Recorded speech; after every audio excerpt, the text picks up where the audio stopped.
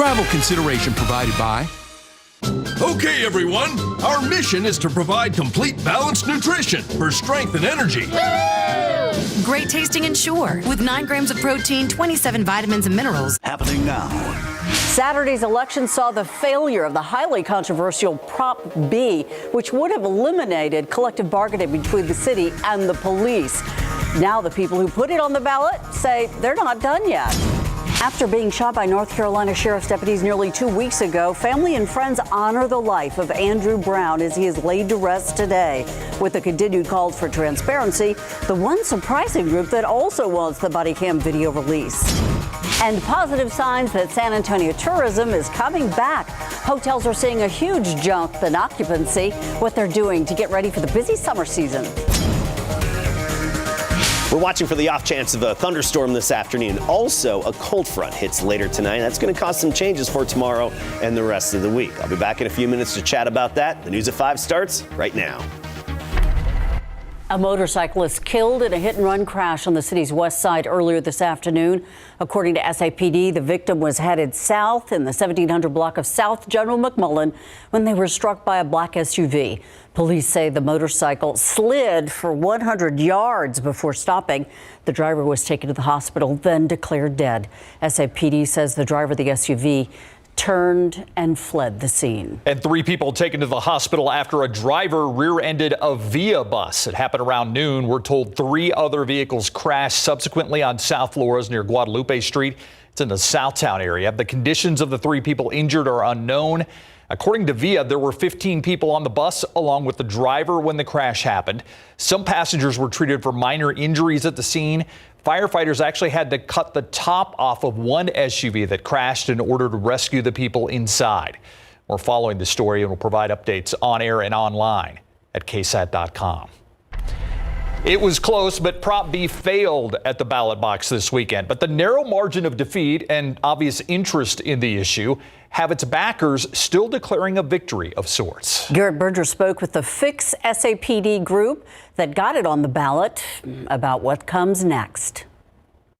In a record-breaking municipal election, a measure to take away San Antonio police officers' collective bargaining power fell short, but not by much. Just about 2.3% of the vote. So we're taking this as a victory, even if we weren't able to pass it. And Fix SAPD's deputy director says their work is not done. They can't put forward another petition to repeal the same chapter of law for at least another year, but they plan to keep pushing to get rid of another one, Chapter 143, which covers officer discipline procedures and protections that they see as barriers to accountability, even though those procedures and protections could be included in a contract regardless. We really do feel that without 143 in place, that it will be easier to get the types of reforms that we need. Because of time limits on the petition process, Thomas says they'll have to restart their efforts on Chapter 143 from zero. But she thinks with the partnerships they built, it'll be easier going. I think that this round, no matter if it's going after both laws or just one or the other, it's going to be much easier and much more attainable than when we started. Police reform bills at the state legislature could affect how the group proceed too, and whether or not they try again on repealing collective bargaining. Fix SAPD plans to lend its voices to those efforts, as well as the ongoing police contract talks, which are now free to proceed. And the election results have the attention of the police union's president too, who says they will work hard on earning trust back. We have to get out in the community and show 49% of the citizens here in San Antonio that it's not what it's been portrayed out to be. The next session of contract talks has not yet been scheduled. Garrett Berger, KSAT 12 News. The search continues for a man who ran from a crash after leading Bexar County Sheriff's deputies on a chase. The sheriff's office says the chase started around 5 in the morning in Kendall County. They say the vehicle the man was in is connected to another crime.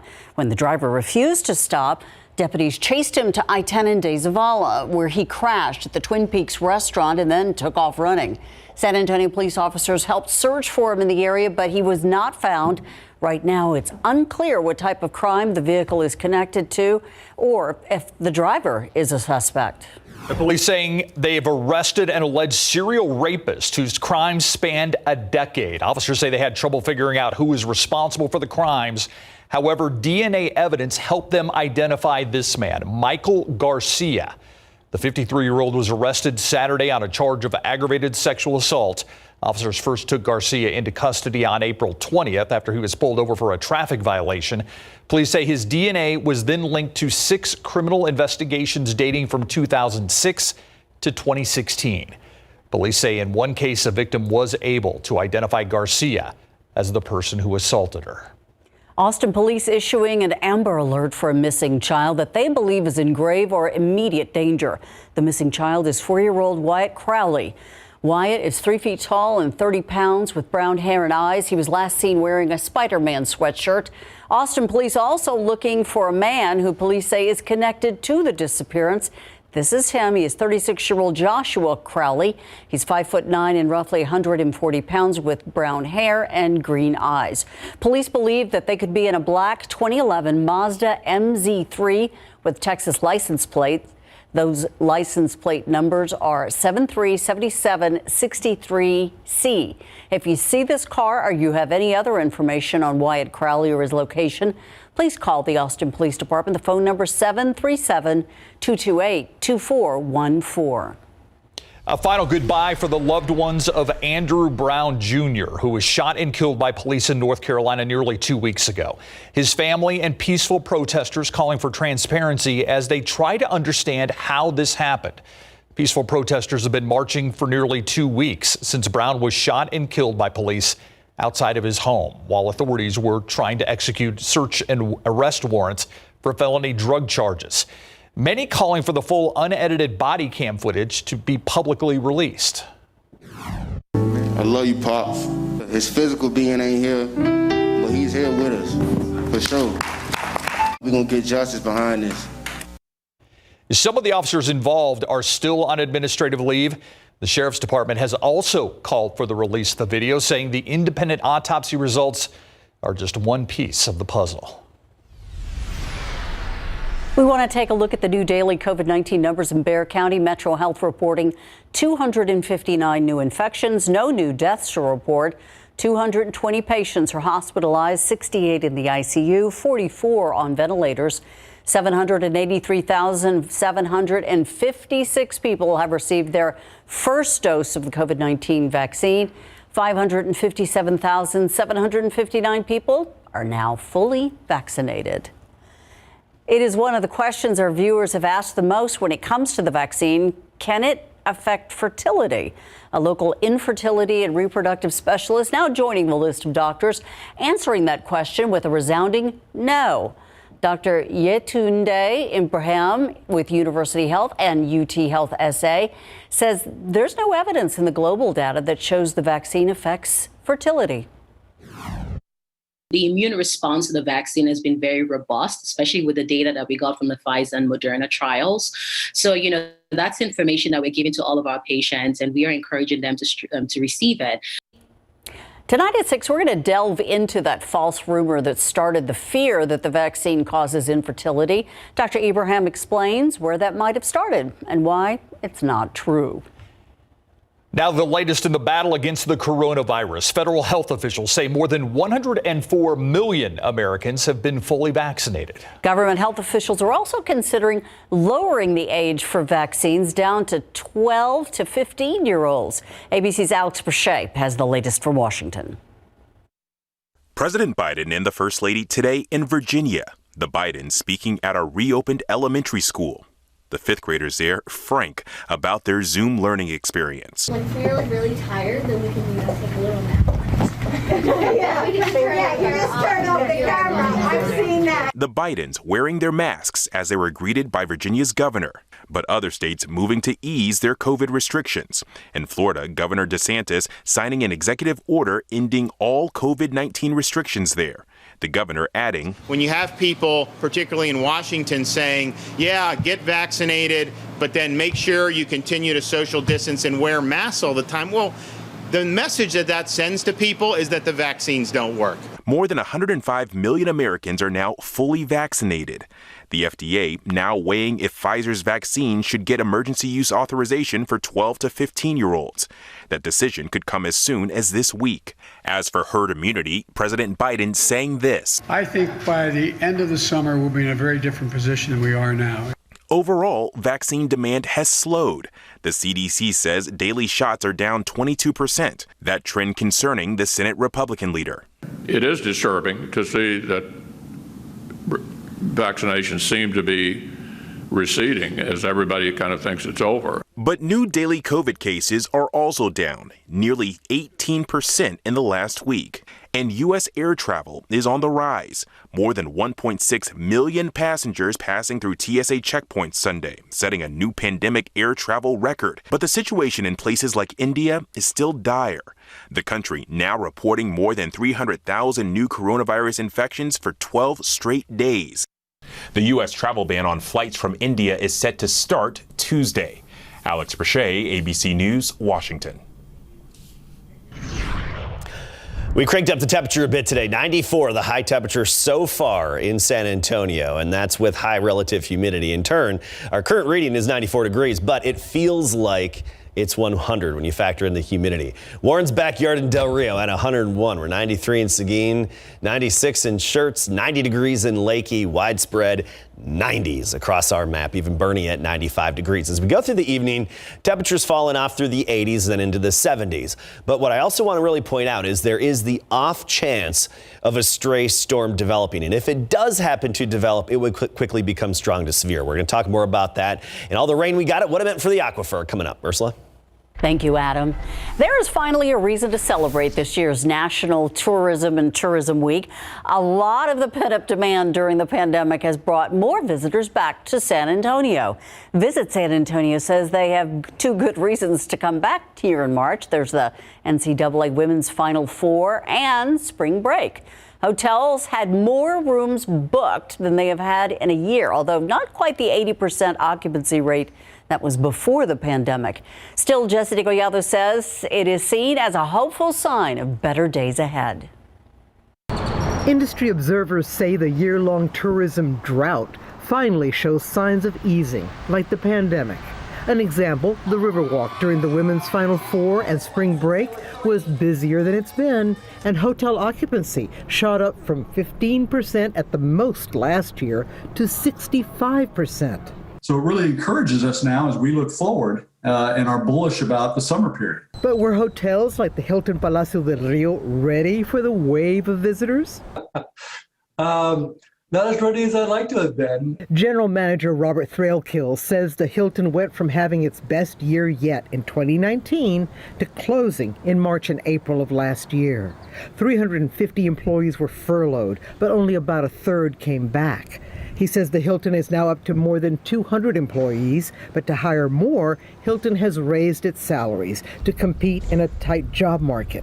With the summer tourist season ahead and conventions starting to come back, the hospitality industry overall is scrambling for the expected influx yet to come. If we get back to our visitation numbers that we had before, we got to have some folks working to be able to accommodate those folks. It's a very interesting time. I don't think I've ever seen anything quite like this. Jesse Degollado, KSAT 12 News.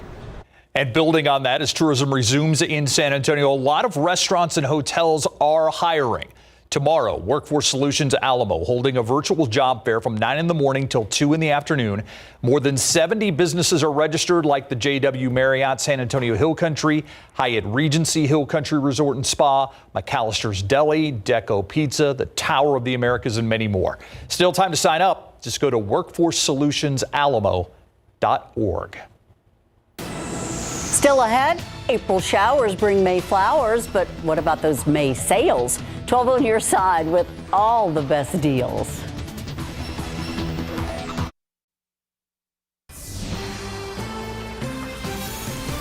With Mother's Day right around the corner and Memorial Day not too far off, you're going to be seeing a lot of sales, but are they actually good deals? 12 on your side's Marilyn Morris with some of the better buys in the month of May. The weather is heating up and so are some deals. Consumer Reports tracks the prices on its top tested products and when they go on deep discount. So they say May is the best time to buy mattresses. With mattresses, we tend to see sales on them all year long. You should never, ever pay full price for a mattress. That's how frequent the sales are. But during these bigger sales moments like Memorial Day, we tend to see larger discounts. Shopping guru Samantha Gordon found this queen-sized Tuft & Needle original for $590 at Tuft & Needle. This sale starts May the 10th. If your home office is starting to get a little stuffy and it can't accommodate a window AC, Consumer Reports likes this portable one. It's the Winter Portable Air Conditioner for $570 at Amazon. Sure, Mom likes hugs for Mother's Day, but how about some tech gear? The Samsung Galaxy Active 2 smartwatch is $180 at Amazon, Best Buy, and Walmart. May is also a great deal time for blenders. The Nutra Ninja Personal Blender is $50 at Walmart. CR testers say it makes great summer smoothies. Around mid-May, you'll see the sales really start to pick up. But the deals may be better the closer you get to Memorial Day. May can also be the best time to buy paint, bicycle helmets, and backyard grills. Marilyn Moritz, KSAT 12 News.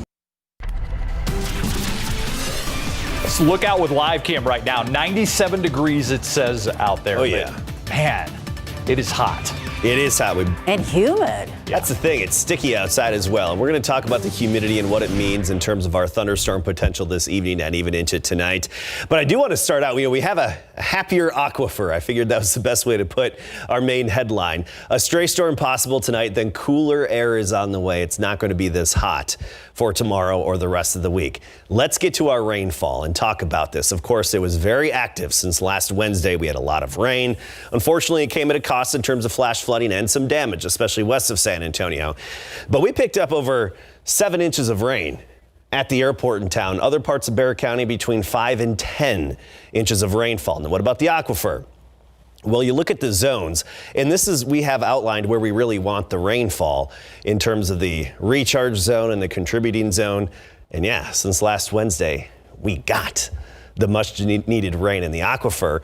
It's up actually 14 feet just since the rain began last week. So you see this big spike right there. That's just a result of a handful of days of thunderstorms across South Texas. Still stage 2 watering, but it's likely we'll be pulling out of that soon. We'll see, and of course, we'll keep you updated right if we get word on that.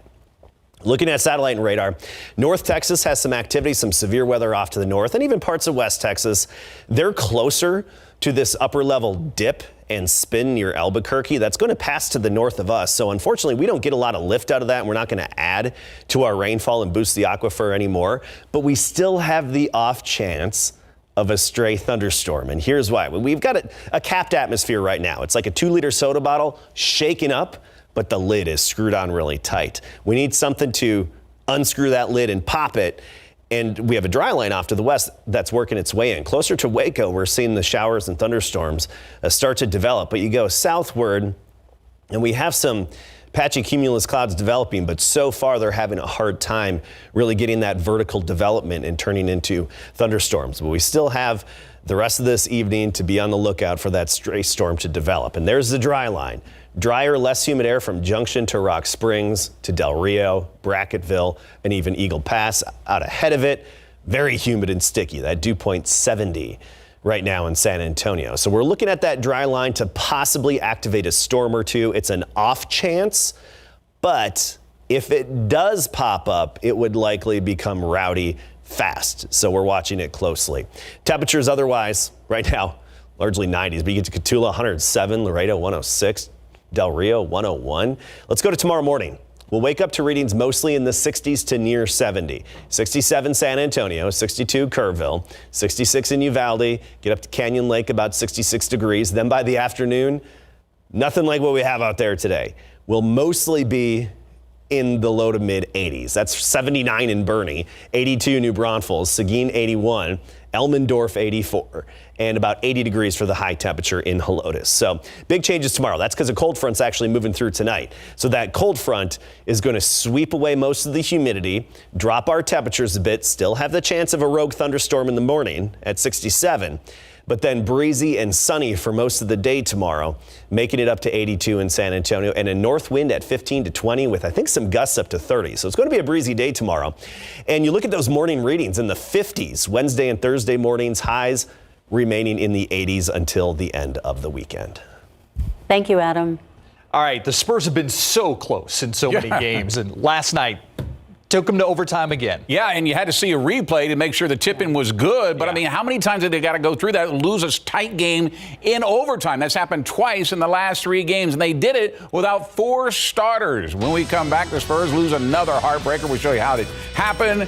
And a very frustrated LeBron James coming up.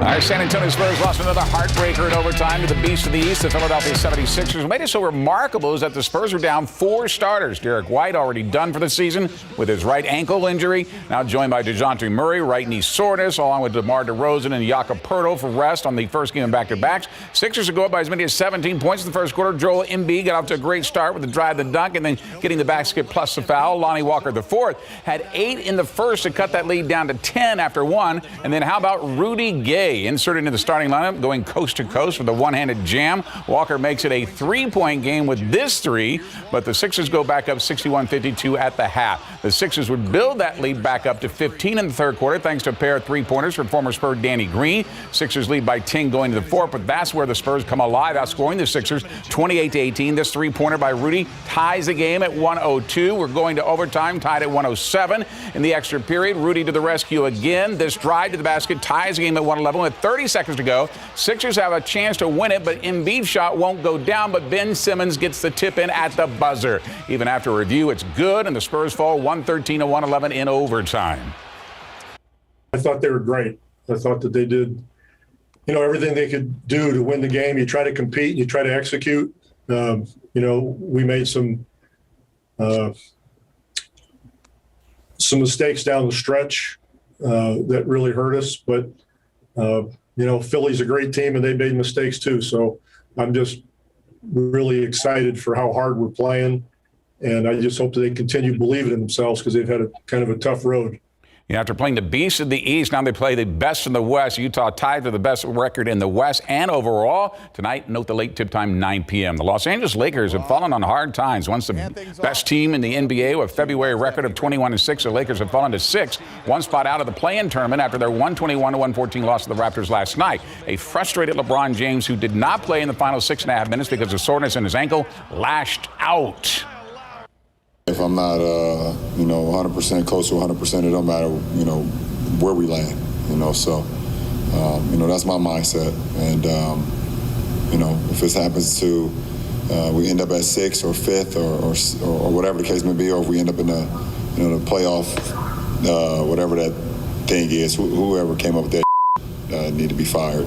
A little changing his tune this time, since now, remember, the top 6 are the only teams that are guaranteed a playoff position. 7 and 10 have to fight for it. Didn't he say he had no problem with the play-in? He sure did. Obviously, he didn't think the Lakers would be in the play-in. Never thought it would happen.